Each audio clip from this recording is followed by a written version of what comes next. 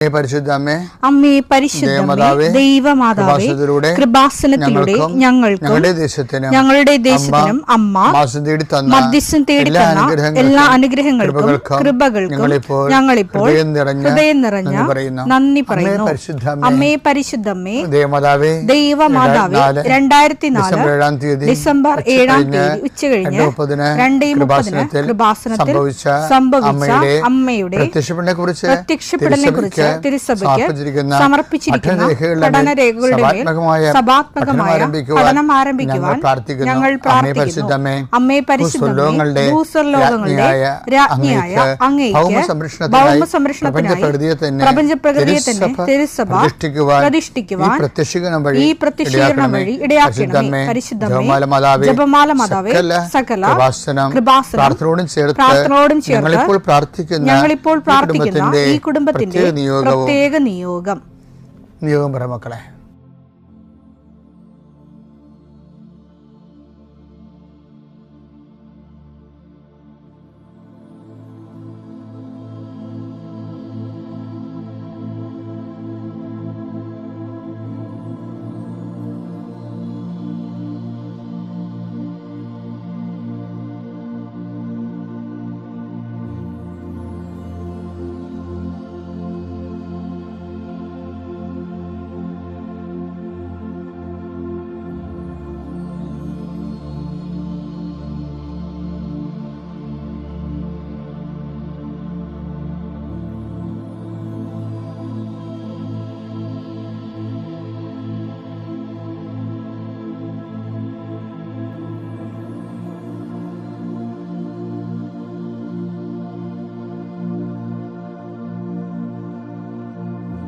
അമ്മയുടെ പ്രത്യക്ഷീകരണത്തിന്റെ ഈ അനുഗ്രഹവേളയിൽ ഞങ്ങൾക്ക് സാധിച്ചു തരുവാൻ കനിയണമേ. ആമേൻ. വിശ്വാസ പ്രമാണം. സർവശക്തനായ പിതാവും ആകാശത്തിന്റെയും ഭൂമിയുടെയും സൃഷ്ടാവുമായ ദൈവത്തിൽ ഞാൻ വിശ്വസിക്കുന്നു. അവിടുത്തെ ഏകപുത്രനും ഞങ്ങളുടെ കർത്താവുമായ ഈശോമിശിഹായിലും ഞാൻ വിശ്വസിക്കുന്നു. ഈ പുത്രൻ പരിശുദ്ധാത്മാവിനാൽ ഗർഭസ്ഥനായി കന്യകാമറിയത്തിൽ നിന്ന് പിറന്ന് പൊന്തിയോസ് പീലാത്തോസിന്റെ കാലത്ത് പീഡകൾ സഹിച്ച് കുരിശിൽ തറയ്ക്കപ്പെട്ട് മരിച്ച് അടക്കപ്പെട്ട് പാതാളങ്ങളിൽ ഇറങ്ങി മരിച്ചവരുടെ ഇടയിൽ നിന്ന് 3-ാം നാൾ ഉയർത്ത് സ്വർഗത്തിലേക്ക് എഴുന്നള്ളി സർവശക്തിയുള്ള പിതാവായ ദൈവത്തിന്റെ വലതുഭാഗത്തിരിക്കുന്നു. അവിടെ നിന്ന് ജീവിക്കുന്നവരെയും മരിച്ചവരെയും വിധിക്കുവാൻ വരുമെന്നും ഞാൻ വിശ്വസിക്കുന്നു. പരിശുദ്ധാത്മാവിലും ഞാൻ വിശ്വസിക്കുന്നു. വിശുദ്ധ കത്തോലിക്കാ സഭയിലും പുണ്യവാന്മാരുടെ ഐക്യത്തിലും പാപങ്ങളുടെ മോചനത്തിലും ശരീരത്തിന്റെ ഉയർപ്പിലും നിത്യമായ ജീവിതത്തിലും ഞാൻ വിശ്വസിക്കുന്നു. ആമേൻ. സ്വർഗ്ഗസ്ഥനായ ഞങ്ങളുടെ പിതാവേ, അങ്ങയുടെ നാമം പൂജിതമാകണമേ. അങ്ങയുടെ രാജ്യം വരണമേ. അങ്ങയുടെ തിരുമനസ് സ്വർഗത്തിലെ പോലെ ഭൂമിയിലും ആകണമേ. അന്നു വേണ്ടുന്ന ആഹാരം ഇന്ന് ഞങ്ങൾക്ക് തരണമേ. ഞങ്ങളോട് തെറ്റ് ചെയ്യുന്നവരോട് ഞങ്ങൾ ക്ഷമിക്കുന്നത് പോലെ ഞങ്ങളുടെ തെറ്റുകൾ ഞങ്ങളോടും ക്ഷമിക്കണമേ. ഞങ്ങളെ പ്രലോഭനത്തിൽ ഉൾപ്പെടുത്തരുതേ, തിന്മയിൽ ഞങ്ങൾ രക്ഷിക്കണമേ. ആമേൻ. നന്മ നിറഞ്ഞ മറിയമേ, സ്വസ്തി. കർത്താവ് അങ്ങയുടെ കൂടെ സ്ത്രീകളിൽ അങ്ങ് അനുഗ്രഹിക്കപ്പെട്ടവളാകുന്നു. അങ്ങയുടെ ഉദരത്തിൻ ഫലമായി ഈശോ അനുഗ്രഹിക്കപ്പെട്ടവനാകുന്നു. പരിശുദ്ധ മറിയമേ, തമ്പുരാന്റെ അമ്മേ, പാപികളായ ഞങ്ങൾക്ക് വേണ്ടി ഇപ്പോഴും ഞങ്ങളുടെ മരണസമയത്തും തമ്പുരാനോട് അപേക്ഷിക്കണമേ. ആമേൻ. കർത്താവിന്റെ ഉന്നതമായ നാമത്തിന് സ്വസ്ഥം ചെയ്യുന്നു. 40 വർഷം ഞാൻ അർപ്പിച്ച കൃപാനയുടെ യോഗ്യതയാൽ കൃപാസ്ഥാനത്താറ് ജീവനോടെ പ്രത്യക്ഷപ്പെട്ട പരിശുദ്ധ അമ്മയുടെ മാധ്യസ്ഥതയിൽ ഞാൻ അങ്ങയുടെ മക്കൾക്ക് വേണ്ടി പ്രാർത്ഥിക്കുന്ന കർത്താവേ, ഈ പ്രാർത്ഥനയിൽ ഇന്ന് ആശ്രയിച്ച് ജീവിക്കുന്ന എല്ലാ മക്കളെയും നീ ആശീർവദിക്കണമെന്ന് പ്രാർത്ഥിക്കുന്നു. കർത്താവ് നിന്റെ ഉന്നതമായ നാമത്തിന് സ്വസ്ഥം ചെയ്യുന്നു. ഇന്ന് യാത്ര പോകുന്നവരെ, ഓഫീസിൽ പോകുന്നവരെ, വിദ്യാഭ്യാസ കാര്യങ്ങൾക്ക് വേണ്ടി പോകുന്നവരെ, പരീക്ഷയ്ക്ക് വേണ്ടി പോകുന്നവരെ, സാമ്പത്തിക വിഷയങ്ങൾക്ക് വേണ്ടി പോകുന്നവരെ, റിസൾട്ട് നോക്കാൻ പോകുന്നവരെ, വൈവാഹിക വിഷയങ്ങൾക്ക് വേണ്ടി പോകുന്നവരെ, കർത്താവെ ഇങ്ങനെ ഓരോരോ വിഷയങ്ങൾ സങ്കടത്തോടെ മനുഷ്യൻ ഉത്കണ്ഠയോടെ പോകുന്ന എല്ലാ വിഷയത്തിൻ്റെ മേലും കർത്താവിൻ്റെ പ്രത്യേക കാര്യം ഉണ്ടാകണമേ. കർത്താവെ, പകുതിയല്ലേ ഉള്ളൂ, മൊത്തമില്ലല്ലോ, അല്പമല്ലേ ഉള്ളൂ, ഇതുകൊണ്ട് എന്താകാനാണ്? എന്ന് അപ്പോസ്തലന്മാരെ പോലെ ഇതുകൊണ്ട് എന്താകാനാണെന്ന് അപ്പോസ്തലന്മാർ പണ്ട് ഒരു ബാലൻ്റെ കൈവശമുള്ള അപ്പത്തെക്കുറിച്ച് പരിവേദനം ചെയ്തു. ഇതുകൊണ്ട് എന്താകാനാണ്. അതുപോലെ ചിന്തിക്കുന്ന അനേകം മക്കളുണ്ട് കർത്താവേ. അവിടെ പൊന്നാകാം, അവിടെ പണമാകാം, അവരുടെ സ്വാധീനമാകാം, അവരുടെ ആവശ്യമായ പോയിന്റുകളാകാം.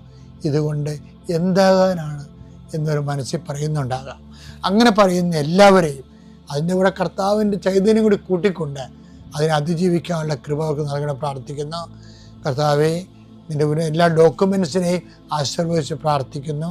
കിട്ടാത്ത ഡോക്യുമെൻറ്റ്സ്, കർത്താവ് ഇല്ലാത്ത ഡോക്യുമെൻറ്റ്സ്, കർത്താവെ അത് ഉള്ളതുപോലെ അത് പരിഹരിക്കപ്പെടാൻ പുതിയ വഴികൾ ഞങ്ങളുടെ മക്കൾക്ക് അങ്ങനെ കാണിച്ചു കൊടുക്കണമെന്ന് പ്രാർത്ഥിക്കുന്നു. പരീക്ഷ എഴുതുന്നവരെ, റിസർച്ച് ചെയ്യുന്നവരെ, കർത്താവെ തൊഴിലാളികൾ, മത്സ്യത്തൊഴിലാളികൾ, അവരുടെ കടങ്ങൾ, അവരുടെ ജീവിത ആവശ്യങ്ങൾ, അവരുടെ തൊഴിൽ സംഘർഷങ്ങൾ, അതുപോലെ തന്നെ കർഷകരുമായി ബന്ധപ്പെട്ട് വരുന്ന എല്ലാ വേദനകളും പരിശുദ്ധമ്മ ദൈവമാതാവിൻ്റെ മധ്യസ്ഥ സ്നേഹിപ്പിക്കുന്നു. ഭവനരഹിതരെ അവരെ ആശീർവദിക്കാൻ പ്രാർത്ഥിക്കുന്നു. കർത്താവെ, മക്കൾ ഇല്ലാത്തവരെ അവരെ ആശീർവദിക്കാൻ പ്രാർത്ഥിക്കുന്നു. 40 വർഷം ഞാൻ അർപ്പിച്ച കൃപാനയുടെ യോഗ്യതയാൽ കൃപാസ്ഥാനത്താറെ ജീവനോടെ പ്രത്യക്ഷപ്പെട്ട മാതാവിൻ്റെ മധ്യസ്ഥത്താൽ പിതാവിൻ്റെയും പുത്രൻ്റെയും പരിശുദ്ധനാമത്തിൽ നിങ്ങൾ ആശീർവദിക്കപ്പെടുന്നു, നിങ്ങൾ സൗഖ്യപ്പെടുന്നു. തിരികെ വരണ സമയം കർത്താവ് നിങ്ങൾ അനുഗ്രഹിക്കട്ടെ. റോമ 8:31. ദൈവം നമ്മുടെ പക്ഷത്തെങ്കിൽ ആര് നമുക്ക് എതിരെ നിൽക്കും? അപ്പം അതായത് ഞാൻ നേരത്തെ പറഞ്ഞത് എന്താണ്? ദൈവത്തിന് വേണ്ടിയാണ് നമ്മൾ ജീവിക്കുന്നത് എന്ന് നാട്ടുകാരെയും വീട്ടുകാരെയും ബോധ്യപ്പെടുന്നതിനേക്കാൾ ഉപരി ദൈവത്തെ ബോധ്യപ്പെടുത്തിയാൽ ദൈവം നമ്മുടെ പക്ഷത്ത് വരും. അതുപോലെ തന്നെയാണ് ദൈവം നമ്മുടെ പക്ഷത്ത് വന്നാൽ നമ്മൾക്ക് ഈ പ്രയാസമാകുമെന്ന് പറഞ്ഞ വിഷയങ്ങളെല്ലാം ഈസിയാകും. അപ്പം അതുകൊണ്ട് തന്നെ ആധ്യാത്മിക ജീവിതം ഈസിയാണെന്നുള്ള വിഷയത്തിലാണ് ഈശോ അവസാനം ഊന്നൽ കൊടുക്കുന്നത്. എന്താണ്? എൻ്റെ നുകം മധുരമാണെന്ന് പറയണില്ലേ? ഈശോയുടെ വചനങ്ങളും വചനം നടപ്പിൽ വരുത്തുന്നതും എല്ലാം എന്താണ്? സ്വീറ്റാണെന്ന് പറഞ്ഞു. മത്തായി 11:30. എന്തെന്നാൽ എന്റെ നുകം വഹിക്കാൻ എളുപ്പമുള്ളത്, ചുമട് ഭാരം കുറഞ്ഞതുമാണ്. ലൈറ്റ് വെയിറ്റ് ആണെന്ന്. എൻ്റെ വിഷയം വെച്ചാൽ നമ്മൾ ദൈവസ്നേഹ ഇതെങ്ങനെയാണ് ഹാപ്പൻ ചെയ്യണമെന്ന് വെച്ച് കഴിഞ്ഞാൽ നമ്മൾ ദൈവസ്നേഹത്തെ പ്രേരിതരായി ദൈവത്തോടുള്ള തീഷ്ണതയും എരിവും കൊണ്ട് മുന്നോട്ട് വരുന്നത് കാണുമ്പോൾ ദൈവം ഇത് ലൈറ്റ് വെയിറ്റ് ആക്കി തരണതാണ്. അത് വഹിക്കാൻ എളുപ്പമുള്ളതാണെന്ന് പറഞ്ഞതിൻ്റെ കാരണം ദൈവം ഇത് ലൈറ്റ് വെയിറ്റ് ആയിട്ട് തരും. ലൈറ്റ് വെയിറ്റ് നമ്മൾ ചെയ്യേണ്ട കാര്യങ്ങൾ പലതും നമ്മൾക്ക് വേണ്ടി ദൈവം ചെയ്തു തരും. അങ്ങനെ ഒരു റിലേഷനാണ് ഈ ഉടമ്പടി എന്ന് പറയുന്നത്. ഉടമ്പടി അതിൻ്റെ സത്യസന്ധമായ ജീവിതമാണെങ്കിൽ ജീവിതം ലൈറ്റ് വെയിറ്റ് ആവും. അത് നിങ്ങൾ സാക്ഷ്യങ്ങൾ മാത്രം കിട്ടാൽ മതി. 10,000-ഓളം സാക്ഷ്യങ്ങൾ ഇപ്പോൾ കിടപ്പില്ലേ? നമ്മൾ അപ്പ് ചെയ്താൽ മാത്രം ഓരോ മനുഷ്യൻ്റെ ജീവിതം എന്ത് ലൈറ്റ് വെയിറ്റ് ആയിട്ടാണ് അത് പോകണമെന്ന് നോക്കില്ലേ? അപ്പം അതാണ് എപ്പോഴും വചനം അധിഷ്ഠിതമായി ജീവിക്കാൻ വേണ്ടി നമ്മുടെ ഭാഗത്തു നിന്ന് ഒരു ശ്രമം ഉണ്ടാകണതും അത് ദൈവത്തിന് ബോധ്യപ്പെടുത്തി കൊടുക്കുന്നത് നല്ലതാണ്. പ്രൈസ്. ദൈവനാമത്തിന് മഹത്വമുണ്ടായിരിക്കട്ടെ. നിനക്കെൻ്റെ കൃപ മതി, എന്തെന്നാൽ ബലഹീനതയിലാണ് എൻ്റെ ശക്തി പൂർണ്ണമായും പ്രകടമാകുന്നത്. എൻ്റെ പേര് അഖില. ഞാൻ എറണാകുളം നോർത്ത് പറവൂരിൽ നിന്നാണ് വരുന്നത്. ഇതെൻ്റെ അമ്മ ഷീല. ഞാനിവിടെ 2019 ആദ്യമായിട്ട് ഞാൻ കൃപാസനത്തിൽ വരുന്നത്. ഞാൻ ഒരു നേഴ്സാണ്. ഞാൻ നേഴ്സിംഗ് പഠിച്ചുകൊണ്ടിരിക്കുന്ന ഒരു സമയത്താണ് എൻ്റെ ഫ്രണ്ട്സിൻ്റെ കൂടെ ഞാനിവിടെ ആദ്യമായിട്ട് വരുന്നത്. ആ ഒരു സമയത്ത് പരിശുദ്ധ അമ്മ പ്രത്യക്ഷപ്പെട്ട ഒരു പുണ്യഭൂമിയാണ് ഇതെന്ന് എനിക്ക് അറിയില്ലായിരുന്നു. എല്ലാവരുടെയും കൂട്ടത്തിൽ വന്ന് പ്രാർത്ഥിച്ച് പോവുകയാണ് ഉണ്ടായത്. അതിനുശേഷം ഞാനിവിടെ വരുന്നത് എനിക്കൊരു പ്രതിസന്ധി നേരിട്ടപ്പോഴാണ് ഞാൻ അമ്മയെ തേടി ഇവിടെ വന്നത്. എനിക്ക് ആദ്യമേ പറയാനുള്ളത് എനിക്ക് കിട്ടിയ ഒരു രോഗസൗഖ്യത്തെക്കുറിച്ചിട്ടാണ്. ഞാൻ എൻ്റെ നേഴ്സിംഗ് പഠനം കഴിഞ്ഞിരിക്കുന്ന ഒരു സമയത്ത് എൻ്റെ റൈറ്റ് ഹാൻഡിൻ്റെ ആക്സിലയിലായിട്ട് ഒരു ചെറിയ ലംബ് മാതിരി വന്നിട്ടുണ്ടായിരുന്നു. ഞാൻ അത്ര കാര്യമായിട്ടൊന്നും എടുത്തിട്ടുണ്ടായിരുന്നില്ല. ഒരു 2-3 വീക്സൊക്കെ കഴിഞ്ഞപ്പോഴത്തേക്കും അവിടെ കുറച്ച് ഡിസ്കളറേഷനും കാര്യങ്ങളൊക്കെ ഉണ്ടാവാൻ തുടങ്ങി. എനിക്കപ്പോൾ ഒത്തിരി പേടിയായി. ഞാനങ്ങനെ ഡോക്ടറെ കൺസൾട്ട് ചെയ്തു. ഡോക്ടറെ കണ്ടു കഴിഞ്ഞപ്പോൾ എന്നോട് പറഞ്ഞത് ഇത് ലിംഫോമ ആവാൻ ചാൻസ് ഉണ്ട്, നമുക്കൊന്ന് ബയോപ്സിക്ക് അയക്കാമെന്ന് പറഞ്ഞു. നേഴ്സിംഗ് പഠിച്ചതുകൊണ്ട് തന്നെ ലിംഫോമ എന്നൊരു പേര് കേട്ടപ്പോൾ തന്നെ ഞാൻ ഒത്തിരി ഭയപ്പെട്ടു. കാരണം എനിക്ക് 2 വയസ്സുള്ളപ്പോഴാണ് എൻ്റെ അച്ഛൻ ക്യാൻസർ മൂലമാണ് മരണപ്പെടുന്നത്. അതുകൊണ്ട് തന്നെ ഞാൻ ഒത്തിരി ഭയപ്പെട്ടു. ഞാൻ വേറൊരു ഡോക്ടറെയും കൂടി കൺസൾട്ട് ചെയ്തായിരുന്നു. ആ ഡോക്ടറും പറഞ്ഞു നമുക്ക് ബയോപ്സിക്ക് എന്തായാലും അയക്കാമെന്ന് പറഞ്ഞു. അങ്ങനെ എനിക്ക് എക്സിഷൻ ബയോപ്സി ചെയ്തു. ഞാനങ്ങനെ ബയോപ്സിയുടെ റിസൾട്ടിന് വേണ്ടി വെയിറ്റ് ചെയ്തിരിക്കുന്ന ഒരു സമയത്താണ് ഞാൻ ആദ്യം ഓൺലൈൻ വഴിയാണ് ഉടമ്പടി എടുക്കുന്നത്. ഞാൻ ഓൺലൈൻ ഉടമ്പടി എടുത്തു. ഞാൻ മാതാവിനോട് പ്രാർത്ഥിച്ചു, എൻ്റെ ബയോപ്സിയുടെ റിസൾട്ട് നോർമലായിട്ടുള്ളൊരു റിസൾട്ടാണ് അമ്മ എനിക്ക് തരുന്നതെങ്കിൽ ഞാൻ ഇവിടെ വന്ന് സാക്ഷ്യപ്പെടുത്തിക്കൊള്ളാമെന്ന് പറഞ്ഞു. ഡോക്ടർ എന്നോട് പറഞ്ഞത് ഒരു 2 വീക്സ് കഴിയുമ്പോഴത്തേനും റിപ്പോർട്ട് കിട്ടുമെന്നാണ്. ഞാൻ ഓൺലൈൻ ഉടമ്പടിയിലായിരുന്നപ്പോൾ തന്നെ ഞാൻ ഒത്തിരി മാതാവിനോട് പ്രാർത്ഥിച്ചു. അതേപോലെ തന്നെ ഞാൻ ഒത്തിരി സാക്ഷ്യങ്ങളൊക്കെ ആ സമയത്ത് തന്നെ ഞാൻ കേൾക്കുമായിരുന്നു. അങ്ങനെ എനിക്കൊരു ഒരാഴ്ച കഴിഞ്ഞപ്പോൾ തന്നെ എൻ്റെ ബയോപ്സിയുടെ റിസൾട്ട് വന്നു. അത് ഒരു നോർമലായിട്ടുള്ളൊരു റിസൾട്ടാണ് അമ്മ എനിക്ക് തന്നത്. ഹെയർ ഫോളിക്കിളിൻ്റെ മാട്രിക്സ് സെൽസിൻ്റെ അകത്ത് ഉണ്ടാകുന്ന ഒരു അബ്നോർമൽ ഗ്രോത്ത് മാത്രമായിരുന്നു അത്. പരിശുദ്ധ അമ്മ തന്ന ഈ അനുഗ്രഹത്തിന് ഞാൻ അമ്മയ്ക്കും തിരുകുമാരനും കോടാനുകോടി നന്ദി പറയുന്നു. അടുത്തതായിട്ട് എനിക്ക് പറയാനുള്ള സാക്ഷ്യം എന്ന് പറയുന്നത്, ഞാൻ എൻ്റെ ജീവിതത്തിൽ മറ്റൊരു ഒരു ക്ലേശകരമായിട്ടുള്ളൊരു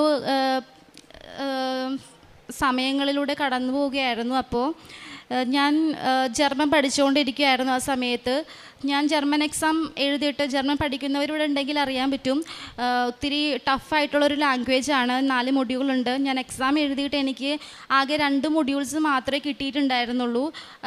എനിക്ക് റൈറ്റിങ്ങും അതേപോലെ തന്നെ സ്പീക്കിങ്ങും മാത്രം കിട്ടിയിട്ടുണ്ടായിരുന്നുള്ളൂ. ഞാൻ തുടർച്ചയായിട്ട് 6 വട്ടം എക്സാം എഴുതിയിട്ടും എനിക്ക് ബാക്കിയുള്ള 2 മൊഡ്യൂൾസും റീഡിങ്ങും അതേപോലെ തന്നെ ലിസണിങ്ങും എനിക്ക് കിട്ടുന്നുണ്ടായിരുന്നില്ല. എൻ്റെ കൂടെ ഉണ്ടായിരുന്നവരെല്ലാവരും തന്നെ എക്സാം ക്ലിയർ ചെയ്തു. എല്ലാവരും ജർമ്മനിക്ക് പോയി. എന്നിട്ടും എൻ്റെ കാര്യത്തിൽ മാത്രം ഒത്തിരി തടസ്സങ്ങളായിരുന്നു. ഞാൻ ഒത്തിരി വിഷമിച്ചു. അവസാനം ഞാനിത് ഡ്രോപ്പ് ഔട്ട് ചെയ്യാമെന്നൊക്കെ വിചാരിച്ചു. പക്ഷേ എൻ്റെ ഫാമിലിയിൽ നിന്നുണ്ടായിരുന്നൊരു സപ്പോർട്ട് കൊണ്ട് ഞാൻ പിന്നെയും പ്രാർത്ഥനകളും എല്ലാം കൊണ്ട് ഞാൻ മുന്നോട്ട് പോയി. ഞാനങ്ങനെ ജനുവരി 6 2024 ഞാനങ്ങനെ ഇവിടെ വന്നു. എനിക്ക് മനസ്സിലായി എൻ്റെ കഴിവ് കൊണ്ട് എനിക്കൊരു കഴിവുമില്ല. എൻ്റെ കഴിവ് കൊണ്ട് എനിക്ക് കിട്ടില്ല എന്നുള്ളൊരു പൂർണ്ണ ബോധ്യം വന്നു കഴിഞ്ഞപ്പോൾ അച്ഛൻ്റെ ഒരു ധ്യാനത്തിൽ ഞാൻ കേട്ടിട്ടുണ്ടായിരുന്നു, ഒരു വഴിയും ഇല്ലാത്തവൻ്റെ അവസാനത്തെ ഒരു വഴിയാണ് ഉടമ്പടി എന്നുള്ളത്. ഞാൻ ഓടി ഇവിടേക്കാണ് വന്നത്. അങ്ങനെ ഞാൻ ജനുവരി 6 2024 തീർത്ഥാടന ഉടമ്പടി എടുത്തു. അമ്മയോട് ഞാൻ ഇവിടെ വന്ന് എൻ്റെ എല്ലാ കാര്യങ്ങളും ഞാൻ പറഞ്ഞിട്ട് പോയി. അങ്ങനെ ഉടമ്പടി എടുത്ത് പോയതിന് ശേഷം ആ സമയത്ത് തന്നെ എനിക്ക് 2 മൊഡ്യൂളുള്ളൂ.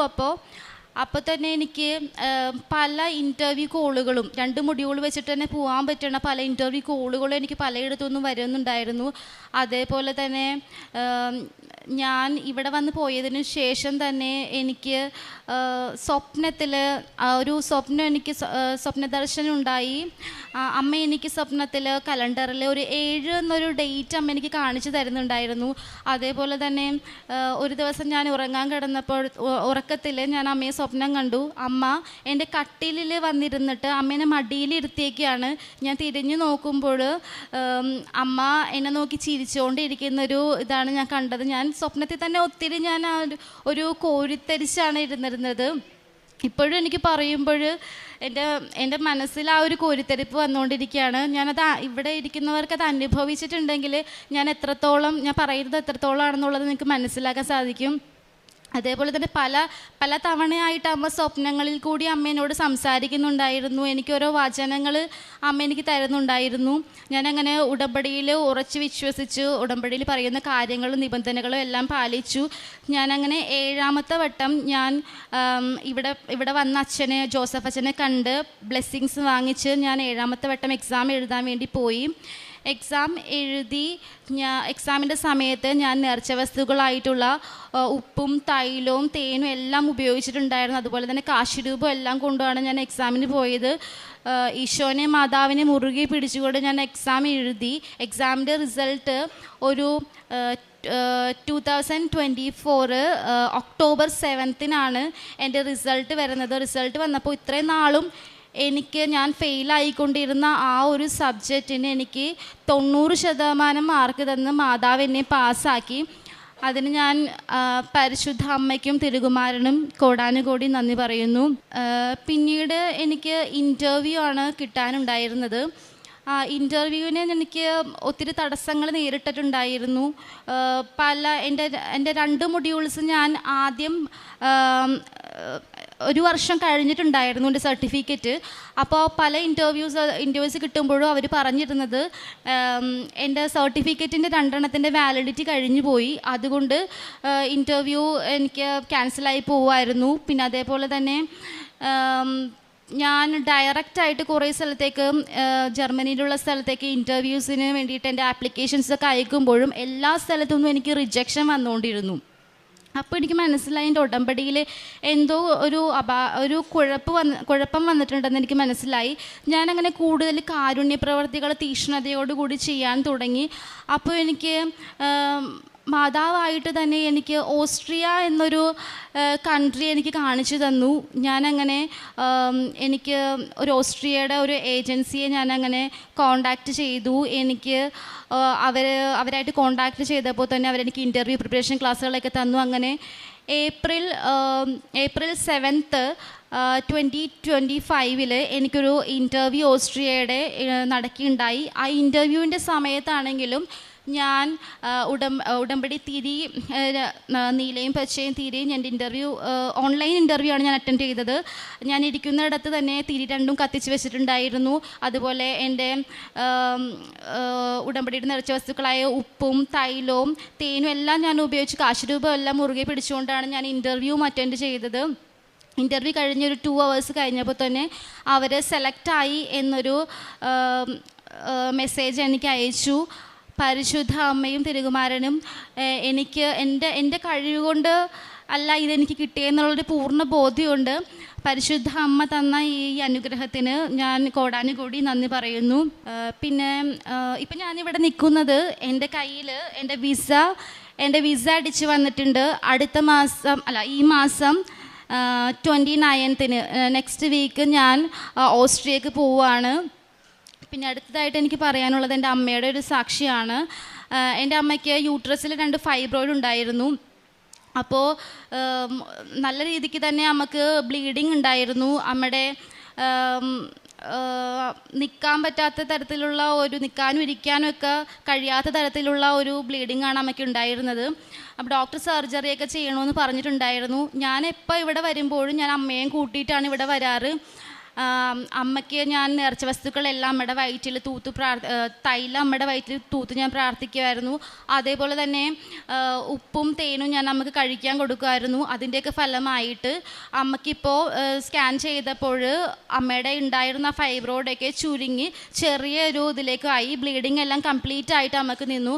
എൻ്റെ അമ്മയ്ക്കും നൽകിയ ഈ അനുഗ്രഹത്തെ ഓർത്ത് ഞാൻ ഈശോയ്ക്കും അമ്മ മാതാവിനും കോടാനുകോടി നന്ദി അർപ്പിക്കുന്നു.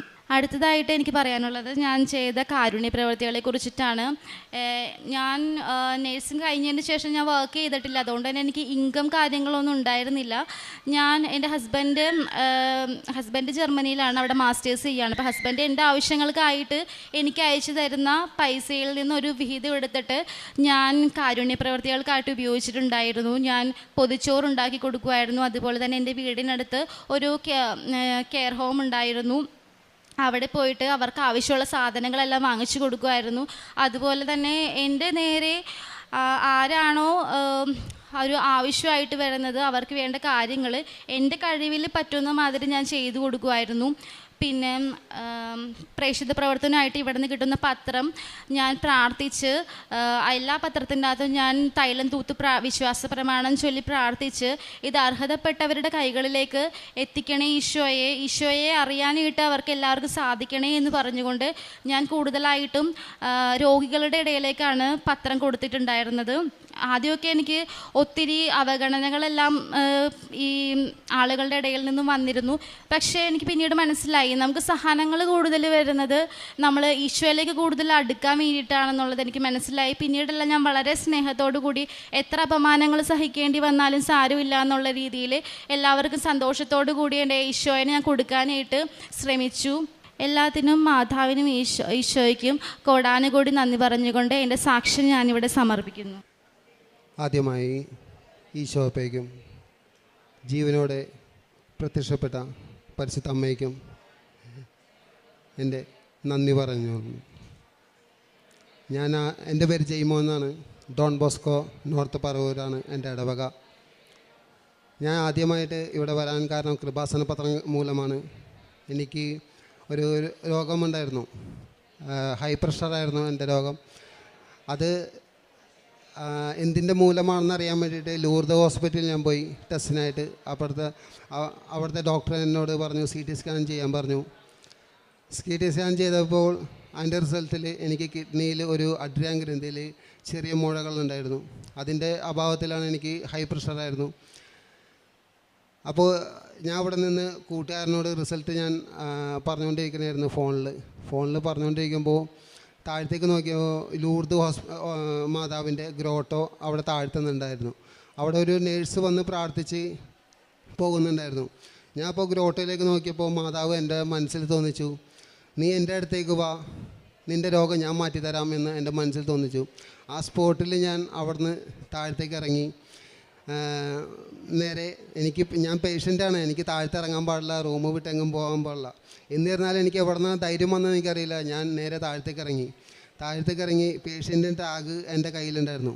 ആ ടാഗ് ഞാൻ മുറിക്കാൻ നോക്കി, എടുത്ത് പറിക്കാൻ നോക്കി. അതുണ്ടെങ്കിൽ എനിക്ക് താഴത്തേക്ക് പോകാൻ പറ്റില്ല. അപ്പോൾ ഞാൻ അത് കാരണം മാറ്റാൻ നോക്കിയിട്ട് എനിക്ക് സാധിച്ചില്ല. ഞാൻ എൻ്റെ കൈ പോക്കലിലിട്ടുണ്ട് ഞാൻ താഴത്തേക്ക് ഇറങ്ങി നേരെ ഗ്രോട്ടോൻ്റെ അടുത്തേക്ക് ചെന്നു, മാതാവിൻ്റെ അടുത്തേക്ക് ചെന്നു. മാതാവിൻ്റെ അടുത്ത സൈഡിൽ നിന്നാണ് ഞാൻ മാതാവിനോട് പ്രാർത്ഥിച്ചത്, മാതാവ് ഇന്ന പോലെയാണ് റിസൾട്ടിൽ, എന്ത് ചെയ്യണമെന്ന് എനിക്കറിയില്ല എന്ന് ഞാൻ പ്രാർത്ഥിച്ചപ്പോഴേക്കും എൻ്റെ മനസ്സിൽ വലത്തെ സൈഡിലേക്ക് വരാൻ പറഞ്ഞു മാതാവ്. അങ്ങനെ വലത്തെ സൈഡിലേക്ക് ഞാൻ ചെന്നപ്പോഴേക്കും അവിടെ കൃപാസനത്തിൻ്റെ ഒരു കെട്ട് പത്രം അവിടെ ഉണ്ടായിരുന്നു ആ മാതാവിൻ്റെ അടുത്ത്. ഞാൻ അതിൽ നിന്ന് ഒരു പത്രം എടുത്തുകൊണ്ട്, അന്ന് ആദ്യമായിട്ടാണ് ആ കൃപാസനം എന്ന് പത്രം ഞാൻ കാണുന്നതും അത് വായിക്കുന്നതും.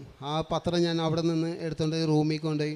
റൂമിൽ വെച്ച് അത് മുഴുവനും ഞാൻ വായിച്ചു കഴിഞ്ഞപ്പോൾ എനിക്ക് ഉടമ്പടി എടുക്കണമെന്ന് വലിയ ആഗ്രഹം തോന്നി. അങ്ങനെയാണ് ഞാൻ കൃപാസനത്തെക്കുറിച്ച് അറിയുന്നതും ഇവിടെ വരുന്നതും. ഞാൻ ആദ്യമായി ഉടമ്പടി എടുത്തത് 11/5/2024 അന്ന് തുടങ്ങി മാതാവ് എൻ്റെ ഒപ്പം ഉണ്ട്. മാതാവ് എൻ്റെ ചെറിയ ഇതും വലുതുമായിട്ടുള്ള ഒരുപാട് അനുഗ്രഹങ്ങൾ എനിക്ക് ലഭിച്ചിട്ടുണ്ട്. ഒന്നാമത്തെ സാക്ഷ്യമായിട്ട് ഇവർ രണ്ട് തമ്മിൽ 9 വർഷത്തെ ഗ്യാപ്പുണ്ട്. വളരെ ലേറ്റായിട്ടാണ് രണ്ടാമത്തെ കുഞ്ഞായത്. അത് കുറച്ച് കടങ്ങളും കാര്യങ്ങളൊക്കെ ഉണ്ടായിരുന്നു. മാതാവിൻ്റെ അനുഗ്രഹത്തിൽ ഞങ്ങൾക്ക് കടങ്ങളെല്ലാം മാറിക്കഴിഞ്ഞ ശേഷമാണ് മാതാവ് രണ്ടാമത്തെ കുഞ്ഞിന് തന്നത്. മാതാവ് കുഞ്ഞിന് തന്നോടൊപ്പം തന്നെ ഞങ്ങൾക്കൊരു കാറ് വാങ്ങിക്കണമെന്ന് ആഗ്രഹം ഉണ്ടായിരുന്നു.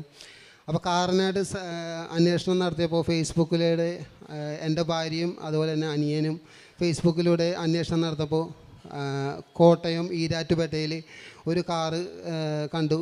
ആ കാറ് രണ്ടുപേരും കണ്ടത് ഒരേ കാറ് തന്നെയാണ്. അത് മാതാവിൻ്റെ ഗ്രേ കളറിലുള്ള കാറായിരുന്നു, ഇയോൺ എന്ന് പറയുന്ന കാറായിരുന്നു. അപ്പോൾ ഞാനത് ഉറപ്പിച്ചു, എനിക്ക് അത് മാതാവ് തന്ന കാറാണ്. അങ്ങനെ ഞാനും വൈഫും കൂടി കാറ് അഡ്വാൻസ് കൊടുക്കാൻ വേണ്ടി പോകുന്നത് വൈഫിൻ്റെ സ്കൂട്ടറിലായിരുന്നു. അതാകുമ്പോൾ രണ്ടുപേരും മാറി മാറി ഓടിക്കാമെന്നുള്ള രീതിയിലായിരുന്നു പോയത്. ഞങ്ങൾ രണ്ടുപേരും മാറി മാറി ഡ്രൈവ് ചെയ്തു. ഈരാറ്റുപേട്ടയിൽ പോയി കാറ് കണ്ട് അഡ്വാൻസ് കൊടുത്ത് തിരിച്ചു പോന്നു. വീട്ടിൽ വന്ന് പിറ്റേ ദിവസം കാർഡ് വെച്ച് ടെസ്റ്റ് ചെയ്തു. അപ്പോഴാണ് ഞങ്ങൾ ഇതിനെക്കുറിച്ച് അറിയുന്നത്. കാർഡ് വെച്ച് ടെസ്റ്റ് ചെയ്ത് നോക്കിയപ്പോൾ പോസിറ്റീവാണ്, ഇവൾ കൺസീവ് ആയത്. അപ്പോൾ അത് ട്രാവലിങ്ങിൽ ശരിക്കും പറഞ്ഞാൽ ഞങ്ങൾക്ക് ഈ രണ്ടാമത്തെ കുട്ടി പോകേണ്ടതാണ്. അതേപോലത്തെ ഡ്രൈവിങ്ങിലായിരുന്നു ഞങ്ങൾ ഒരു ടൂറ് പോകുന്ന രീതിയിലായിരുന്നു ഞങ്ങൾ രണ്ടുപേരും പോയിക്കൊണ്ടിരുന്നത്.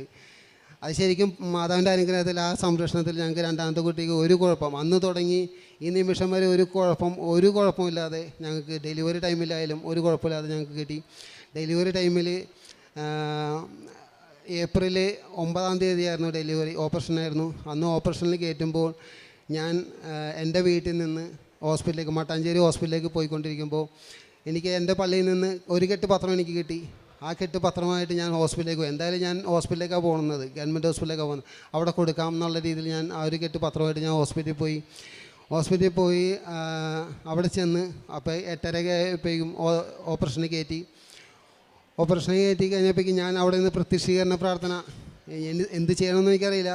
പ്രത്യക്ഷീകരണ പ്രാർത്ഥന ചൊല്ലിക്കൊണ്ടിരിക്കുമ്പോൾ എൻ്റെ മനസ്സിൽ പറഞ്ഞു, നിൻ്റെ കയ്യിൽ ഒരു കെട്ട് പത്രമില്ല, നീ അത് കൊടുക്കാൻ പോ എന്നും എൻ്റെ മനസ്സിൽ തോന്നിപ്പിച്ചു. ഞാൻ എൻ്റെ വൈഫ് ഓപ്പറേഷന് കയറ്റിയപ്പോൾ ഞാൻ കൃപാസന പത്രമായിട്ട് മട്ടാഞ്ചേരി റോട്ടിൽ ഞാൻ കൃപാസന പത്രം കൊടുക്കാൻ പോകുന്നതായിരുന്നു. കൃപാസന പത്രം കൊടുക്കുന്നതിൻ്റെ ഇടയിൽ എൻ്റെ മനസ്സിൽ പറഞ്ഞു, സെക്കൻഡ് ലാസ്റ്റ് പത്രം, അവസാനത്തെ പത്രത്തിൻ്റെ മുമ്പത്തെ ടൈമിൽ ഡെലിവറി നടക്കും എന്ന് എൻ്റെ മനസ്സിൽ തോന്നിച്ചു. അങ്ങനെ പത്രം വേഗം കൊടുക്കാൻ എനിക്ക് തോന്നി. അങ്ങനെ പത്രം മാതാവിനോട് പ്രാർത്ഥിച്ച് വേഗം കൊടുത്തു. സെക്കൻഡ് ലാസ്റ്റ് പത്രം എത്തിയപ്പോഴേക്കും അവസാനത്തെ 2 പത്രം എത്തിയപ്പോഴേക്കും എനിക്കൊരു കോൾ വന്നു. അപ്പോൾ ഞാൻ ഹെഡ്സെറ്റിൽ വെച്ചാണ് ഞാൻ സംസാരിക്കുന്നത്. അപ്പോൾ കോൾ വന്നപ്പോഴേക്കും ആരാണ് വിളിച്ചതെന്ന് എനിക്കറിയില്ല. ഞാൻ കോൾ എടുത്തപ്പോഴേക്കും വേറൊരു ചേച്ചിയാണ് എന്നെ വിളിച്ചത്. ചേച്ചി വിളിച്ചത് ഡെലിവറി എന്തായി എന്ന് ചോദിച്ചു. അപ്പോൾ ഞാൻ പറഞ്ഞില്ല, ഞാൻ പുറത്താണ്, എന്തായെന്നറിയില്ല എന്ന് പറഞ്ഞു. ഞാൻ ഓപ്പറേഷൻ കഴിയുമ്പോൾ റിസൾട്ട് വരുമ്പോൾ ഞാൻ അറിയിക്കാമെന്ന് പറഞ്ഞു. അങ്ങനെ ആ കോള് കട്ടായി. അത് കഴിഞ്ഞ് എൻ്റെ ആ ഒരു പത്രം, 2 പത്രത്തിൽ ഒരു പത്രം ഞാൻ ഒരു ഓട്ടോറിക്ഷ ഡ്രൈവറിന് കൊടുത്തു. ആ കൊടുത്ത് കഴിഞ്ഞ് അപ്പോൾ തന്നെ അടുത്ത കോൾ എനിക്ക് വീണ്ടും വന്നു. അത് ഹോസ്പിറ്റലിൽ നിന്നായിരുന്നു. ആ ഹോസ്പിറ്റലിൽ നിന്ന് തന്നെ എൻ്റെ അനിയൻ്റെ ഭാര്യ വിളിച്ചിട്ട് പറഞ്ഞു, ചേട്ടനൊരു ഉണ്ണീശോ പിറന്നിട്ടുണ്ട്, ഒരു ആൺകുട്ടി പിറന്നിട്ടുണ്ട് എന്ന് പറഞ്ഞു. എനിക്ക് ഭയങ്കര സന്തോഷമായി. എന്ന് വെച്ചാൽ സെക്കൻഡ് ലാസ്റ്റ് പത്രത്തിൽ എനിക്ക് ഓപ്പറേഷൻ കഴിയും, നീ ഒരു 2ാമത്തെ കുഞ്ഞിൻ്റെ അച്ഛനാവുമെന്ന് എൻ്റെ മനസ്സിൽ തോന്നി. അതേപോലെ തന്നെ സെക്കൻഡ് ലാസ്റ്റ് പത്രത്തിൽ എനിക്ക് ആ അനുഭവം ഉണ്ടായി. ഓപ്പറേഷൻ കഴിഞ്ഞ ടൈം എന്ന് പറഞ്ഞു കഴിഞ്ഞാൽ 9:36. മാതാവിനോട് ഞാൻ പ്രാർത്ഥിച്ചിട്ടുണ്ടായിരുന്നു, ഒരു ചെറിയൊരു അടയാളമായിട്ട് എനിക്ക് തന്നെ വന്ന് 9:36 ലാസ്റ്റത്തെ 6 അത് മാതാവിൻ്റെ നമ്പറാണ്. അപ്പം ഞാൻ ഉറപ്പിച്ച അത് മാതാവിൻ്റെ അനുഗ്രഹത്തിലാണ്. ഒരു കുഴപ്പമുണ്ടായില്ല. ഞാൻ ഇവിടെ സാക്ഷ്യങ്ങൾ കേൾക്കുമ്പോൾ എല്ലാ ദിവസവും ഞാൻ സാക്ഷ്യങ്ങൾ കേൾക്കും. അതിനകത്ത് സാക്ഷ്യങ്ങൾ കേൾക്കുമ്പോൾ ഓരോ കുട്ടികൾക്ക് ഉദരത്തിൽ വെച്ച് തന്നെ ഓരോ പ്രോബ്ലമാണ് കേട്ടുകൊണ്ടിരിക്കുക. അപ്പോഴും ഞാൻ എൻ്റെ വൈഫ് ഡെലിവറി ആയിപ്പോൾ പോസിറ്റീവായ അന്ന് തുടങ്ങി ഞാൻ ടെൻഷനാണ്. ഓരോ ചെക്കപ്പിനും ഞാൻ ഡോക്ടറിനോട് ചോദിക്കും. അപ്പോൾ അന്നേരത്ത് ഓരോ ചെക്കപ്പിന് ചെല്ലുമ്പോൾ ഞാൻ ഓരോ നമ്പറുകൾ ശ്രദ്ധിക്കും. അതെല്ലാം മാതാവിൻ്റെ നമ്പറുകൾ 7, 8, 6 അതൊക്കെ എനിക്ക് തന്നുകൊണ്ടിരിക്കുന്നത്. അപ്പോൾ റിസൾട്ടിൽ അതെല്ലാം പോസിറ്റീവാണ്, ഒരു കുഴപ്പമില്ല. ഡോക്ടറിൻ്റെ അടുത്ത് ചോദിക്കുമ്പോൾ ഒരു കുഴപ്പമില്ല, എല്ലാം ഓക്കെ. ഡെലിവറി വരെ എത്തി, ഒരു കുഴപ്പമില്ല. അവസാനത്തെ ആ പത്രം, ഹോസ്പിറ്റലിലെ അവസാനത്തെ പത്രം ഞാൻ അത് കൊടുത്തില്ല. ഞാൻ തിരിച്ച് ഹോസ്പിറ്റലിൽ ചെന്നപ്പോഴേക്കും അവിടെ ഒരു ചേച്ചി ഉണ്ടായിരുന്നു. ആ ചേച്ചി പത്രം കണ്ടപ്പോൾ, മോനെ ആ പത്രം എനിക്ക് തന്നേക്കെന്ന് പറഞ്ഞു. ഞാൻ ആ ചേച്ചിയായി കൊടുത്തു. അങ്ങനെ ഈ നിമിഷം വരെ എൻ്റെ ഇവാൻ എന്നാണ് പേര്. ഈ നിമിഷം വരെ 9 മാസം എത്തിയിട്ടുള്ളൂ. ഇപ്പോൾ അവൻ തമ്പോ, അമ്മയെന്ന് വിളിക്കൂല, പക്ഷേ തമ്പോന്ന് വിളിക്കും. തമ്പോന്ന് വിളിക്കും, നന്നായിട്ട് വിളിക്കും. അത് മാതാവിൻ്റെ വലിയൊരു അനുഗ്രഹത്തിലാണ് എനിക്ക് 9 മാസമായിട്ട് ഒരു കുഴപ്പമില്ലാതെ കിട്ടിയ ഈ അനുഗ്രഹത്തിന് ഞാൻ മാതാവിനോട്, ഈശോയ്ക്ക് നന്ദി പറയുന്നു. എൻ്റെ 2ാമത്തെ സാക്ഷ്യം, എൻ്റെ മകൾ, ഞാൻ ഒരു ദിവസം പണിക്ക് പോയി വൈകുന്നേരമായപ്പോൾ എൻ്റെ വൈഫ് എന്നെ വിളിച്ചിട്ട് പറഞ്ഞു, മൂത്ത മകൾ നല്ല കരച്ചിലാണ്, വേദന എന്ന് വെച്ചാൽ മോശം പോകാതെ ഭയങ്കര 2-3 ദിവസമായിട്ടും മോശം പോയിട്ടില്ല. അപ്പോൾ അത് കാരണം പോകാതെ വന്നപ്പോഴേക്കും ഭയങ്കര വേദന വരുന്നു, ഭയങ്കര കരച്ചിലാണെന്ന് പറഞ്ഞു. അപ്പോഴേക്കും ഞാൻ അന്ന് രാവിലെ ഞാൻ പള്ളിയിൽ പോയപ്പോൾ ഒരു കെട്ട് പത്രം എനിക്ക് കിട്ടിയിരുന്നു. ആ പത്രമായിട്ടാണ് ഞാൻ പണിക്ക് പോയി. വൈകുന്നേരം എനിക്ക് രാവിലെ കൊടുക്കാൻ പറ്റിയില്ല, വൈകിട്ട് വർക്ക് കഴിഞ്ഞപ്പോൾ കൊടുക്കാമെന്ന് വിചാരിച്ച് ഞാൻ പത്രം കൊണ്ടുപോയി. അന്ന് എനിക്ക് ഒരു ഹൗസ് വാമിങ് ഒരു പരിപാടി ഉണ്ടായിരുന്നു. ആ ഹൗസ് വാമിങ്ങിന് 6 മണിക്കാണ് ഹൗസ് വാമിങ്. എൻ്റെ 5 മണിക്ക്, ഞാൻ മെയ്സൺ വർക്കാണ്, കൺസ്ട്രക്ഷൻ വർക്കിൽ മെയ്സനാണ്. 5 മണിക്ക് എൻ്റെ വർക്ക് കഴിഞ്ഞു. അപ്പം ഞാൻ നോക്കിയപ്പോൾ 5:30-6 മണി, ഒരു 1/2 മണിക്കൂർ എനിക്ക് ഗ്യാപ്പുണ്ട്. ആ ടൈമിൽ ഞാൻ പത്രം കൊടുക്കാമെന്ന് വിചാരിച്ചു. അപ്പോൾ അങ്ങനെ ഞാൻ പത്രം കൊടുത്തു. ഒരു 10 മിനിറ്റ് എനിക്ക് ഞാൻ എടുത്തുള്ളൂ. അങ്കമാലി LF ഹോസ്പിറ്റലിൽ ഞാൻ പത്രം കൊടുത്തു. 10 മിനിറ്റ് കൊണ്ട് എനിക്ക് മാതാവിനോട് പ്രാർത്ഥിച്ച് വിശ്വാസ പ്രമാണം ചൊല്ലി ഞാൻ കൊടുത്തപ്പോഴേക്കും 10 മിനിറ്റ് കൊണ്ട് എനിക്ക് ആ പത്രം കൊടുത്ത് തീർത്ത് എനിക്ക് സുഖമായിട്ട് ആ ഫംഗ്ഷന് കൂടിക്കൊണ്ടിരിക്കുമ്പോഴാണ് വൈഫ് എന്നെ വിളിച്ചത്. ഇന്ന പോലെ കരച്ചിലാണ്, എന്ത് ചെയ്യുമെന്നും പറഞ്ഞ് വേഗം വാന്ന് പറഞ്ഞു. അപ്പോൾ ഞാൻ പറഞ്ഞ്, നീ തിരുനടയിൽ അവിടെ എൻ്റെ നടയിൽ ഞാൻ ഉപ്പ് വെച്ചിട്ടുണ്ട്, കൃപാസന മാതാവിൻ്റെ ഉപ്പ് വെച്ചിട്ടുണ്ട്. ആ ഉപ്പ് ഞാൻ പറഞ്ഞ് ഉപ്പ് എടുത്ത് ഇത്തിരി വെള്ളത്തിൽ കലക്കി വിശ്വാസ പ്രമാണം ചൊല്ലിക്കൊണ്ട് നീ കൊടുക്ക് എന്ന് പറഞ്ഞ് അങ്ങനെ കൊടുത്ത് കഴിഞ്ഞ് പിന്നെ ഒരു കോളും വന്നില്ല. ഞാൻ തിരിച്ച് 7:30 വീട്ടിൽ വന്നപ്പോൾ 7:30-8 മണിയായി വീട്ടിൽ വന്നപ്പോൾ. അതുവരെ ഞാൻ കോള് പ്രതീക്ഷിച്ചുകൊണ്ടിരിക്കണതാണ്. ഹെഡ്സെറ്റ് ഞാൻ വെച്ചുകൊണ്ടാണ് ഞാൻ ഡ്രൈവ് ചെയ്തുകൊണ്ട്. അതിലൊന്നും ഒരു കോളും വന്നില്ല. അപ്പോൾ എന്താണെന്ന് വിചാരിച്ച് ഞാൻ ആകെ ടെൻഷനായിട്ടാണ് ഞാൻ വീട്ടിൽ ചെല്ലണം. വീട്ടിൽ ചെന്നപ്പോൾ ആദ്യം ചോദിച്ചത് എൻ്റെ മകൾ അവൾ എന്ത് എടുക്കണമെന്ന് വെച്ച്. അപ്പോൾ അവൾ ഉറക്കമാണെന്ന് പറഞ്ഞു. ഉറക്കമെന്ന് പറഞ്ഞപ്പോൾ എനിക്ക് സമാധാനമായി. എന്ന് വെച്ചാൽ മാതാവാണ് അവളെ ഉറക്കിയേക്കണത്, മാതാവിൻ്റെ മടിയിലേക്ക് കിടന്നാണ് അവൾ ഉറങ്ങിയേക്കണത് എന്നെനിക്ക് ആശ്വാസമായി. എന്ന് വെച്ചാൽ ഞാൻ സാക്ഷ്യങ്ങൾ കേൾക്കുന്നുണ്ട്. സാക്ഷ്യങ്ങൾ കേൾക്കുമ്പോൾ അതിൽ മാതാവിൻ്റെ നേർച്ച വസ്തുക്കൾ ഉപയോഗിക്കുമ്പോൾ ഒരു ഉറക്കം വരും. മാതാവ് ഉറക്കുന്നതാണ്, അത് വലിയൊരു അനുഗ്രഹത്തിന് വേണ്ടിയിട്ടാണ്. അങ്ങനെ മാതാവ് ഉറക്കി. അപ്പോൾ ഞാൻ പറഞ്ഞു ആശ്വാസമായി എനിക്ക്. ഞാൻ അങ്ങനെ ഇരുന്ന് ഭക്ഷണം കഴിച്ചുകൊണ്ടിരിക്കുന്നതാണ്, ചായ കുടിച്ചുകൊണ്ടിരിക്കുന്നതാണ്. പെട്ടെന്ന് എൻ്റെ മകൾ ചാടി എഴുന്നേറ്റ് പറഞ്ഞ് എനിക്ക് ടോയ്ലറ്റിൽ പോകണമെന്ന് പറഞ്ഞു. അങ്ങനെ പോയി. ഞാൻ പിന്നെ കാണുന്നത് എൻ്റെ മകൾ ചിരിച്ചുകൊണ്ടുള്ളൊരു നല്ലൊരു മുഖമായിട്ട്. ആ 3 ദിവസം എത്തിയിട്ട് പോകാത്ത ആ മോഷൻ അന്ന് ആ ഉപ്പ് കൊടുത്ത് മാതാവ് അനുഗ്രഹിച്ച് ആ ചിരിച്ച മുഖം കൊണ്ട് പിന്നെ ഇതുവരെ ഒരു കുഴപ്പമുണ്ടായിട്ടില്ല. മാതാവിൻ്റെ വലിയൊരു അനുഗ്രഹത്തിൽ അതിനും ഞാൻ മാതാവിനോട് നന്ദി പറയുന്നു. പിന്നെ മൂന്നാമത്തെ സാക്ഷ്യം എന്ന് പറഞ്ഞാൽ എൻ്റെ മകൾ കന്നഡ സോങ്ങിൽ കലോത്സവത്തിൽ കന്നഡ സോങ്ങിൽ മലയാളം പോലും ശരിക്കും വശമില്ലാത്ത എൻ്റെ മകൾ കന്നഡ സോങ് അതിൽ A ഗ്രേഡ് മേടിച്ചത്.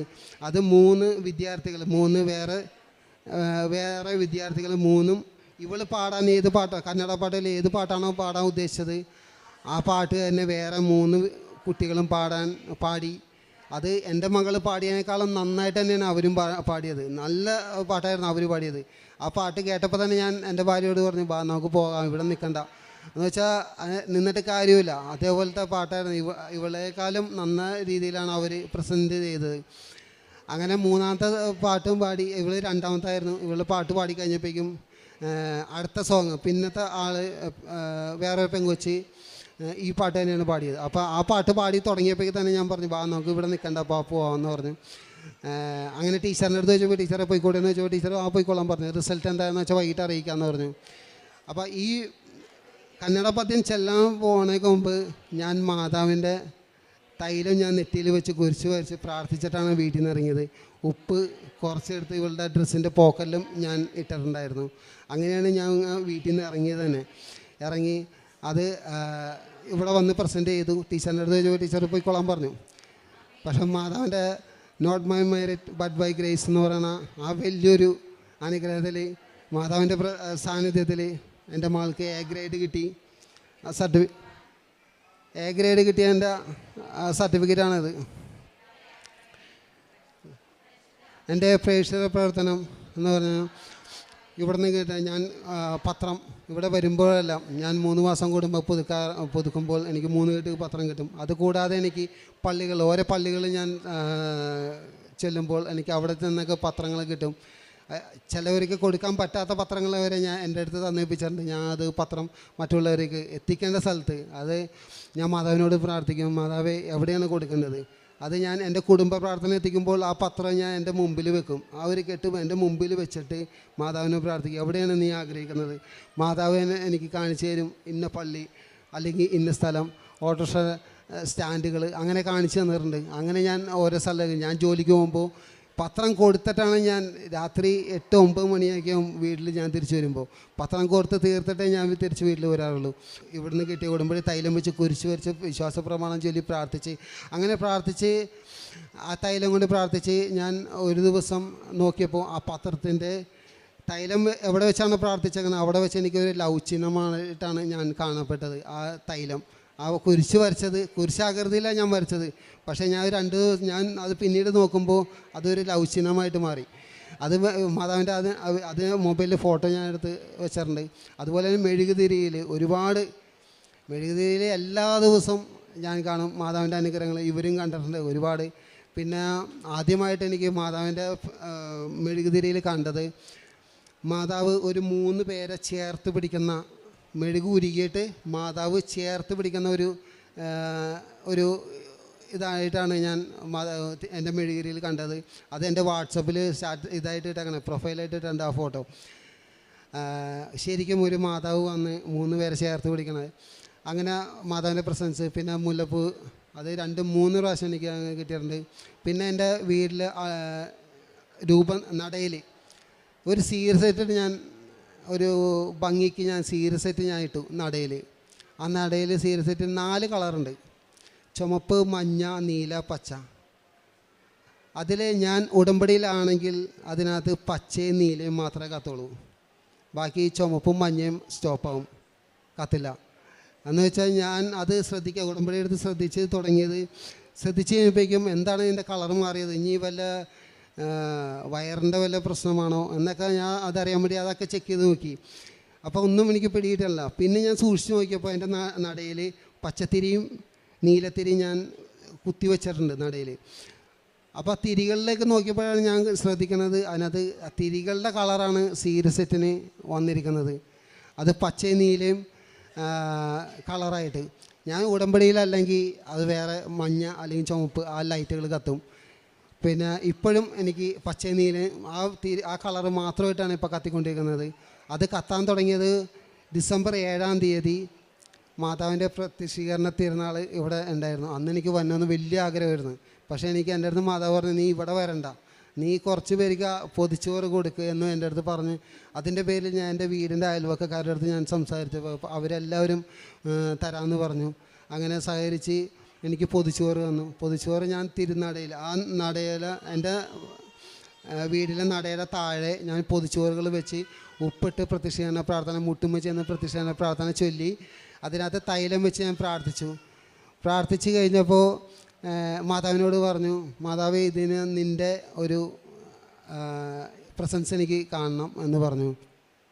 ഞാൻ ആ പൊതിച്ചോറ് എണ്ണി നോക്കിയപ്പോൾ 27 എന്നാണ് എനിക്ക്, ആ 27 പൊതിച്ചോറ് എനിക്ക് കിട്ടി. ആ 27 എന്ന് പറഞ്ഞാൽ 7 മാതാവിൻ്റെ നമ്പറാണ്. അന്നത്തെ ദിവസത്തിൻ്റെ ഡേറ്റ് 7-ാം തീയതിയായിരുന്നു. അങ്ങനെ എനിക്ക് മാതാവിൻ്റെ ആ പ്രസൻസ് കിട്ടി. ആ പൊതിച്ചോറ് ഞാൻ 2 കിറ്റുകളിലാക്കി. ആ സമയത്തൊക്കെ 4 കളർ കത്തുണ്ടായിരുന്നു, സീരിയസായിട്ട് 4 കളറും കത്തുണ്ടായിരുന്നു ആ സമയത്ത്. അന്നേരത്ത് ഞാൻ ഇത്തിരി ഉഴപ്പി, അത് ആ സീരിയസായിട്ട് ശരിക്കും അറിയാൻ പറ്റി. എന്ന് വെച്ചാൽ 4 കളറും നന്നായിട്ട് കത്തുണ്ടായിരുന്നു. അപ്പോൾ ഞാൻ ഇത് പൊതിച്ചോറ് കൊടുക്കാൻ നേരത്തെ അത് മാറും എന്ന് എൻ്റെ മനസ്സ് പറഞ്ഞിട്ടുണ്ടായിരുന്നു. അങ്ങനെ ഞാൻ ആ പൊതിച്ചോറ് 2 കിറ്റിലാക്കി. എൻ്റെ വീടിൻ്റെ കട്ടിളപ്പടി കഴിഞ്ഞപ്പോൾ തന്നെ ഞാൻ ബാക്കോട്ട് തിരിഞ്ഞു നോക്കിയപ്പോൾ ആ സീരിയസ് സെറ്റിൽ 2 ലൈറ്റും സ്റ്റോപ്പായി, പച്ചയും നീലയും മാത്രമേ ഇപ്പോൾ കത്തുന്നുള്ളൂ. അത് ഞാൻ ഇവിടെ കാണിച്ചായിരുന്നു ആ വീഡിയോ. അത് ഇതുവരെ ഞാൻ സാക്ഷ്യത്തിലൊന്നും കേട്ടിട്ടില്ല. സീരിയസ് സെറ്റുകളിൽ അല്ലെങ്കിൽ ഒരു ലൈറ്റിൽ ഇതുപോലെ തന്നെ എന്തെങ്കിലും ഒരു പ്രസൻസ് ഒന്നും ഉണ്ടായത് ഞാൻ കേട്ടിട്ടില്ല. ഞാൻ എല്ലാ ദിവസവും രാവിലെയും വൈകിട്ടും സാക്ഷ്യങ്ങൾ കേൾക്കുന്ന, ജോലിക്ക് പോകുമ്പോൾ ഹെഡ്സെറ്റിൽ ഞാൻ എൻ്റെ സാക്ഷ്യം ഞാൻ കേട്ടുകൊണ്ടാണ് ഞാൻ ജോലി സ്ഥലം വരെ പോകുന്നത്. അത് കഴിഞ്ഞ് തിരിച്ച് വരുമ്പോഴും അതുപോലെ തന്നെ സാക്ഷ്യങ്ങൾ കേട്ടെങ്കിൽ, ഒരു ദിവസം സാക്ഷ്യം കേട്ടില്ലെങ്കിൽ എനിക്ക് ഉറക്കം വരില്ല. അതേപോലെ ഒരു ദിവസം എത്ര എണ്ണോ ആണെന്നോ ഞാൻ എണ്ണി നോക്കിയാറില്ല. അതുപോലെ തന്നെ പത്രങ്ങൾ, ഇവിടുന്ന് കിട്ടുന്ന പത്രങ്ങളും എനിക്ക് പുറത്തുനിന്ന് കിട്ടുന്ന പത്രങ്ങൾ എത്ര എണ്ണോ ഇതുവരെ എനിക്ക് അറിയില്ല എത്ര പത്രങ്ങളുണ്ടെന്ന്. എന്ന് വെച്ചാൽ ഞാൻ എണ്ണി നോക്കി നമ്മൾ പത്രം കൊടുക്കേണ്ട ആവശ്യമൊന്നുമില്ല. നമുക്ക് തരുന്ന ആ പത്രങ്ങൾ അത് എത്ര എണ്ണമാണോ, ഞാൻ ഇനി 2 എണ്ണം കൂടി ഉള്ളല്ലോ, അന്ന് അവസാനം മാത്രമേ നമുക്ക് മനസ്സിലാവുള്ളൂ. അതുവരെ എനിക്ക് മനസ്സിലാവില്ല എത്ര എണ്ണം ഉണ്ടെന്ന്. അങ്ങനെയാണ് ഞാൻ പത്രം കൊടുക്കുന്നത്. അത് ഓട്ടോ സ്റ്റാൻഡുകളിൽ ഞാൻ പത്രം കൊടുക്കാറുണ്ട്. ഗവൺമെൻറ് ആശുപത്രിയിൽ ഞാൻ കൊടുക്കാറില്ല. എന്ന് വെച്ചാൽ ഗവൺമെൻറ് ആശുപത്രി രോഗികളെ സന്ദർശിക്കാൻ ചെല്ലുമ്പോൾ അവിടെ ചോറും പാത്രങ്ങളും കരിപ്പാത്രങ്ങളൊക്കെ വെക്കുന്നത് ഈ കൃപാസന പത്രത്തിൻ്റെ മുകളിലായിട്ടാണ് വെക്കുന്നത്. അങ്ങനെ ഞാൻ കണ്ടപ്പോൾ അന്ന് തുടങ്ങി ഞാൻ ഗവൺമെൻറ് ആശുപത്രി പത്രം കൊടുക്കാൻ പോകാറില്ല. അത് പിന്നെ ഗവൺമെൻറ് ആശുപത്രിയിൽ തുടക്കാൻ ഉപയോഗിക്കുന്നത്, ഒരു ചോറും പറ്റി കറിയൊക്കെ താഴ്ത്ത് വീണ് കഴിഞ്ഞാൽ തുടക്കാൻ ഉപയോഗിക്കുന്നത് ആ പത്രം വെച്ചാണ്. അത് കണ്ടു കഴിഞ്ഞാൽ എനിക്ക് സഹിക്കില്ല. അത് ഞാൻ പറഞ്ഞു, ചേച്ചി ആ ഒരു ദിവസം ഞാൻ ഹോസ്പിറ്റലിൻ്റെ പേര് ഞാൻ പറയാനില്ല, ഒരു ഹോസ്പിറ്റലിൽ ഞാൻ ചെന്നപ്പോൾ പത്രം അവിടെ വെറുതെ അട്ടിയിട്ട് വെച്ചങ്ങനെയാണ്. 2018 തുടങ്ങിയുള്ള പത്രങ്ങളൊക്കെ അവിടെ ഉണ്ടായിരുന്നു. ആ പത്രം ഞാൻ ആ ചേച്ചി എന്താവശ്യത്തിന് ഒരു മരുന്നിൻ്റെ ട്രേ ആണ് എൻ്റെ ആവശ്യത്തിന് തുറന്നപ്പോൾ ഞാൻ കണ്ടപ്പോൾ 2018 തുടങ്ങിയുള്ള പത്രങ്ങൾ അതിൻ്റെ ഉള്ളിലിരിക്കുന്നുണ്ട്. ഞാൻ പറഞ്ഞു ആ പത്രങ്ങളൊക്കെ എടുത്തോളാൻ പറഞ്ഞു. ആ പത്രങ്ങളെടുത്ത് ഞാൻ ഓരോ അർഹതപ്പെട്ടവരുടെ കയ്യിൽ തന്നെ അത് എത്തിച്ചു.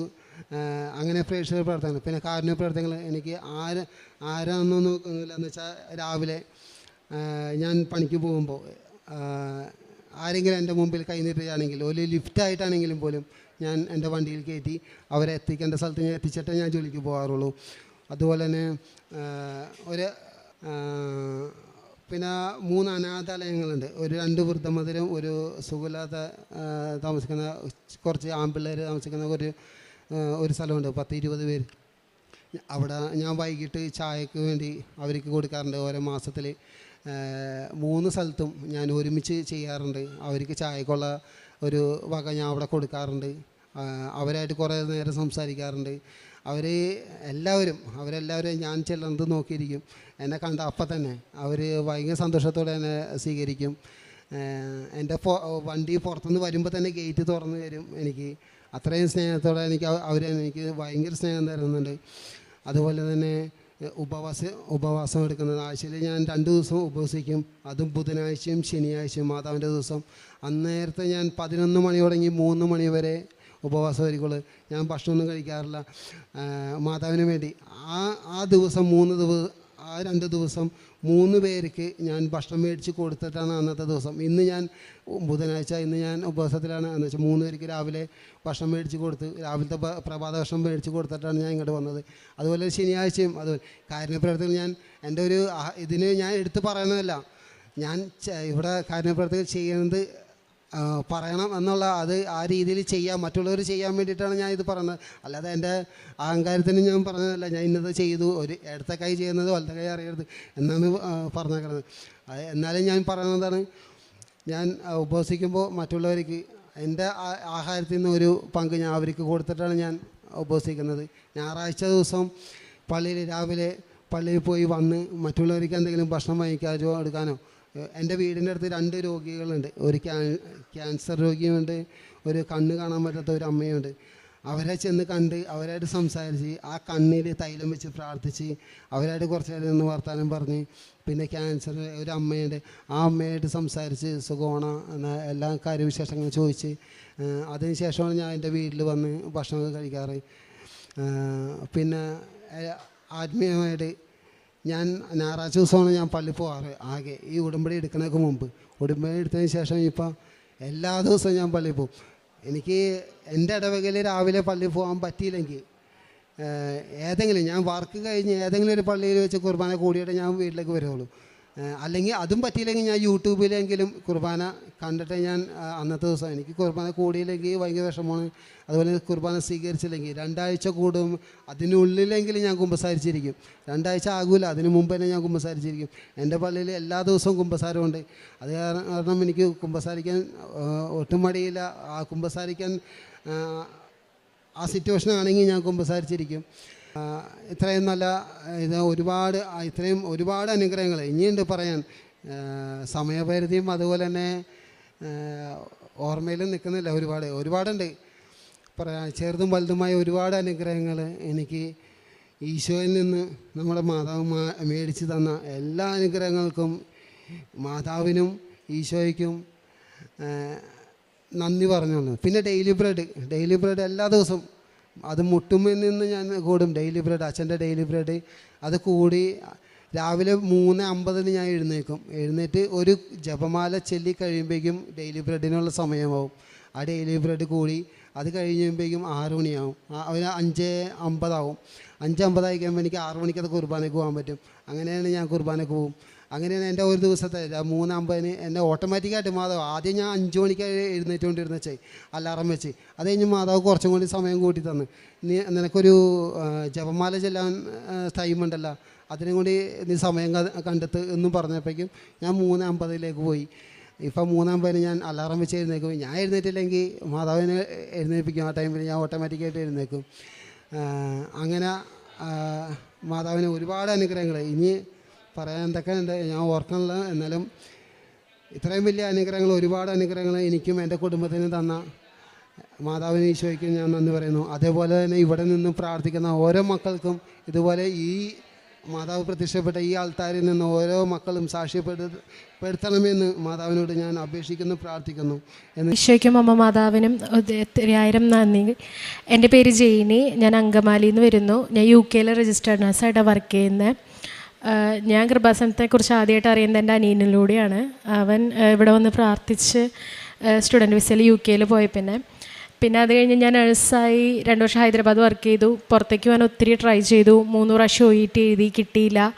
അപ്പോഴും മമ്മിയൊക്കെ വന്ന് പറയായിരുന്നു ഇവിടെ ഒന്ന് പ്രാർത്ഥിക്കാൻ. പക്ഷേ ഞാനതിന് വലിയ മുൻകൈ ഒന്നും എടുത്തില്ലായിരുന്നു.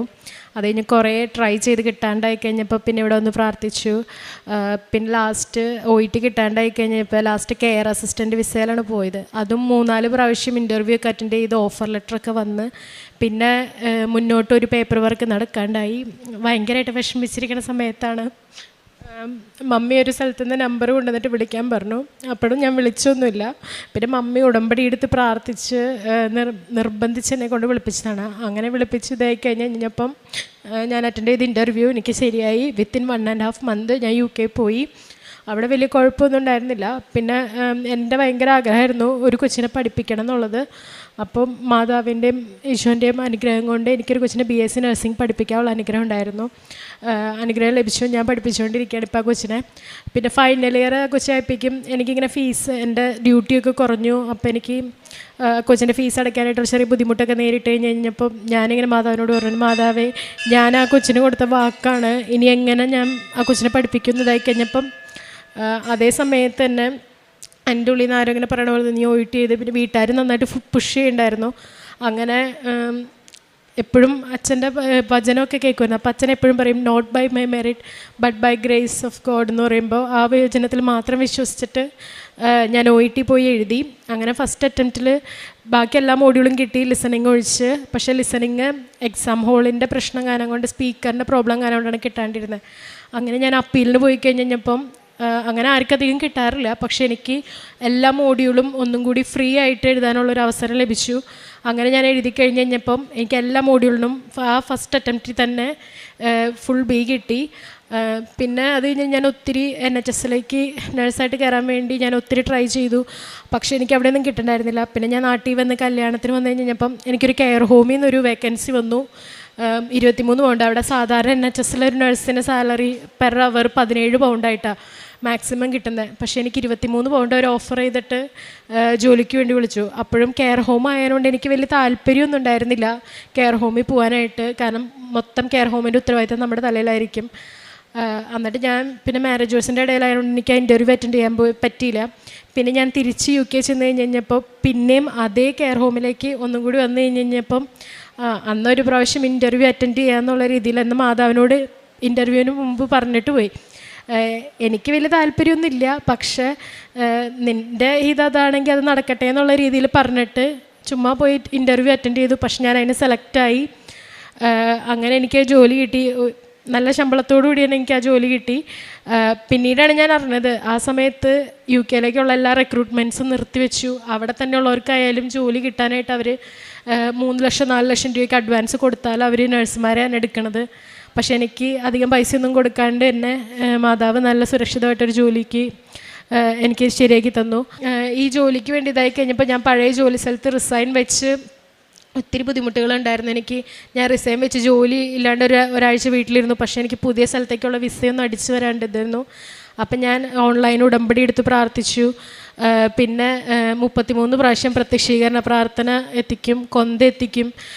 പിന്നെ അച്ഛൻ്റെ വചനങ്ങളും ധ്യാനവും ഒക്കെ നന്നായിട്ട് തീക്ഷ്ണഭക്തിയോടുകൂടി കൂടി ഇതൊക്കെ ആയി കഴിഞ്ഞപ്പം എനിക്ക് പെട്ടെന്ന് തന്നെ ജോലി ശരിയായി. അങ്ങനെ എല്ലാ പേപ്പർ വർക്കും ഓരോ സ്റ്റെപ്പും പോകുമ്പോഴും എനിക്ക് തടസ്സങ്ങളായിരുന്നു. പക്ഷെ ഓരോ സ്റ്റെപ്പിലും ഞാൻ ഈ പ്രത്യക്ഷീകരണ പ്രാർത്ഥനയും മാതാവിനെ സമർപ്പിച്ചിട്ട് പ്രാർത്ഥിച്ച് എനിക്കതൊക്കെ ലഭിച്ചു. പിന്നെ ഞാൻ ഓരോ എക്സാമിന് പോകുമ്പോഴും വിശുദ്ധ വസ്തുവായിട്ടുള്ള ഉപ്പും പിന്നെ തേനൊക്കെ ഉപയോഗിച്ചിട്ടാണ് ഞാൻ പോകാറ്. പിന്നെ മാതാവിൻ്റെ ഈ കാശുരൂപം എപ്പോഴും ഞാൻ എക്സാമിന് പോകുമ്പോൾ കൊണ്ടുപോകും. അങ്ങനെ എല്ലാ എക്സാമും ഫസ്റ്റ് അറ്റംപ്റ്റിൽ തന്നെ UK ചെന്നതിന് ശേഷം എനിക്ക് പാസ്സാവാൻ പറ്റി. പിന്നെ ഉപ്പ് ഉപയോഗിച്ച് തുടങ്ങി ഒരു കുറച്ച് ദിവസം കഴിഞ്ഞപ്പോഴേക്കും മമ്മിയാണ് ഉടമ്പടി എടുത്തത്. ഞാൻ ഓൺലൈൻ ഉടമ്പടി മാത്രമേ എടുത്തിട്ടുണ്ടായിരുന്നുള്ളൂ. പക്ഷേ മമ്മി ഇവിടുന്ന് ഉപ്പ് അയച്ചെന്നത് ഉപയോഗിച്ച് തുടങ്ങിയപ്പോൾ എനിക്ക് എന്നും തുമ്മലായിരുന്നു, ഭയങ്കര അലർജി ആയിരുന്നു. ഒരു 10-30 പ്രാവശ്യം ഞാൻ എനിക്കുമ്പോൾ കൂട്ടിപ്പിടിച്ച് തുമ്മും. പിന്നെ ആ തുമ്മൽ ഇതുവരെ അങ്ങനെ എനിക്ക് ഡസ്റ്റ് അലർജിയോ എത്ര ഡസ്റ്റിൽ പോയാലും ഇപ്പോൾ അത്ര തുമ്മലോ ഒന്നും വരാറില്ല. 1-2 പ്രാവശ്യം ഞാൻ തുമ്മും. അതിൽ കൂടുതൽ എനിക്ക് അങ്ങനെ അലർജി വന്നിട്ടില്ല. അത് അമ്മ മാതാവ് വഴിയാണ് എനിക്ക് അനുഗ്രഹം ലഭിച്ചത്. പിന്നെ എനിക്ക് PCOD ഉണ്ടായിരുന്നു. കഴിഞ്ഞ പ്രാവശ്യം ഞാൻ നാട്ടിൽ വന്ന് സ്കാൻ ചെയ്തപ്പോൾ എനിക്ക് PCOD ഉണ്ടായിരുന്നു. അപ്പോൾ എനിക്ക് ഭയങ്കര ടെൻഷനായിരുന്നു. പക്ഷേ ഇപ്രാവശ്യം നാട്ടിൽ വന്ന് ഞാൻ UK വെച്ച് ഇങ്ങനെ പ്രാർത്ഥിച്ചായിരുന്നു, ഞാൻ നാട്ടിൽ വന്നിട്ട് സാക്ഷ്യം പറയാം, PCOD മാറ്റിത്തരാണെങ്കിൽ പിന്നെ എനിക്ക് ജോലിയൊക്കെ ശരിയാക്കി തരാം. അങ്ങനെ ഇപ്രാവശ്യം വന്ന് ഞാൻ 2 ദിവസം മുമ്പ് സ്കാൻ ചെയ്ത് കഴിഞ്ഞപ്പോൾ എനിക്ക് PCOD ക്ലിയറായി. ഒരു കുഴപ്പമില്ല.